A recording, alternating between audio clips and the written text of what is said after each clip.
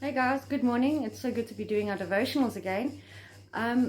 We're still on the subject of passion, and I was given the task to talk about someone that was really passionate in the Bible, and to help you guys get motivated through that passion.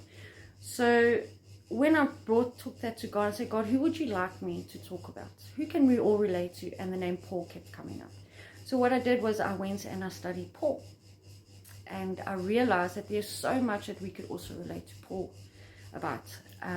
So many of us only came to Jesus later on in life. So many of us, you know, he could relate to the Gentiles. But anyway, let's carry on with Paul. So Paul had three distinct motivations that drove his passion. And the first one was Jesus Christ. The second was the gospel of Jesus Christ. And the third was the grace of Jesus Christ. So those three things motivated his passion.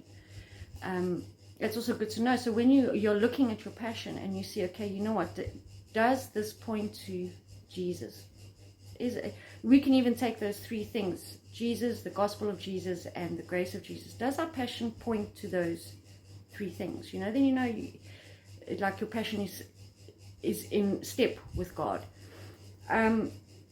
So what I learned also about Paul was he also planned his passion. He didn't just jump up and run off and say, oh, okay, you know what, this is what I'm doing. I've got a new life.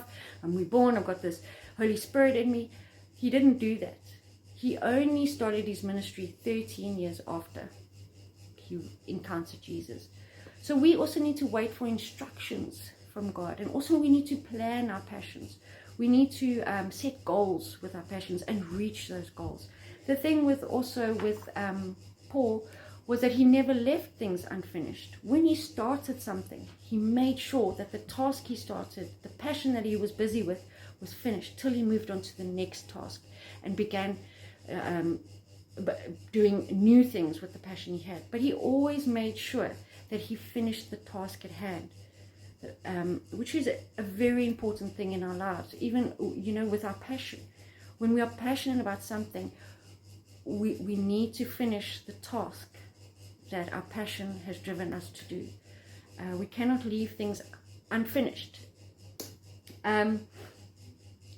Yes, he would say, put a seal on this fruit of theirs. So when you put a seal on something, you have done the task, you've finished the task before he could go, or before you can go and do more things. But be patient with your passion, like Paul was. Receive the messages from God, receive the instructions from God, what you should do with your passion, where you should go, who should you speak to. Paul was appointed to speak to the Gentiles. Peter was appointed to speak to the Jews. So there were things Paul had to receive from God before he could start working with his passion. So yes, just a short one with Paul. Plan your passion. Plan your passion. Make sure that you're not just rushing head on because you just feel the great love and you know that the gospel must be spread. But make sure you have a plan on how you're going to spread that gospel. Make sure you plan and tell people about your plan. Set goals and tell them, this is my goal. This is where I want to be. My passion is to set this goal, and people might join you in your passion. Also, finish the task at hand. Finish what you're busy with, then move on to the next one. That's what I got from Paul. Much more, but time limit. Yes. So I hope you can take these things and mold your passion, work with your passion, and ask God to, send you your instructions.